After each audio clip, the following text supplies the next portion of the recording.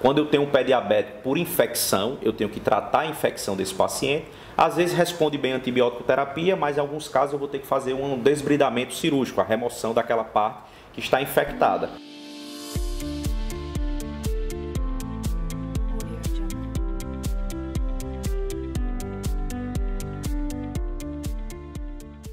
Atenção, diabéticos, vocês que acompanham aí o dia a dia sabem o quanto é complicado lidar com essa doença, mas tem uma coisa que você precisa ficar bem atento, que é a questão do pé diabético. Nós vamos conversar com o médico cirurgião vascular, Dr. Rodrigo Domingues, que vai alertar a respeito desse problema. Dr. Rodrigo, o que é o pé diabético e qual o risco disso para quem tem essa doença? Então, o pé diabético a gente hoje considera todo paciente portador de diabetes, a gente já considera esse paciente portador de pé diabético, tá? A gente tem cada vez mais insistido que esse paciente faça a visita ao cirurgião vascular de forma regular. Esse paciente ele deve ser abordado de forma multidisciplinar, com a equipe de endocrinologia, com a equipe da cirurgia vascular, com a equipe da clínica médica, com a equipe da neurologia. Por quê? Porque a longo prazo esse paciente ele vai desenvolver diversas complicações. Falando do ponto de vista de complicações circulatórias, esse paciente ele pode evoluir para amputações maiores ou menores.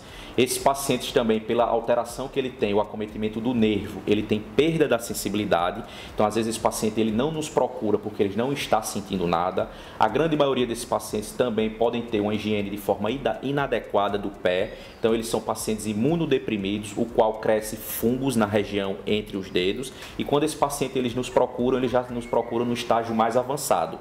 Por isso que eu tenho insistido cada vez mais que você que é diabético, procure o seu cirurgião vascular, faça uma consulta de rotina, não tenha medo, não se preocupe. Por quê? Porque é melhor prevenir do que você ter que ser submetido a procedimentos extensos e às vezes até procedimentos que vão te mutilar.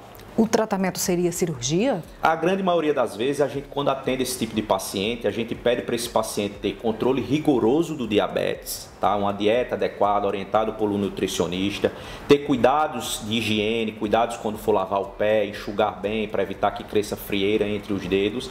Em determinados casos, esse paciente, às vezes, ele necessita de alguns tratamentos cirúrgicos.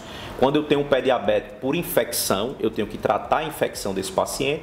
Às vezes responde bem a antibiótico terapia, mas em alguns casos eu vou ter que fazer um desbridamento cirúrgico, a remoção daquela parte que está infectada. E às vezes esse paciente ele também já não tem a circulação, é o que nós dizemos que esse paciente é um pé diabético isquêmico.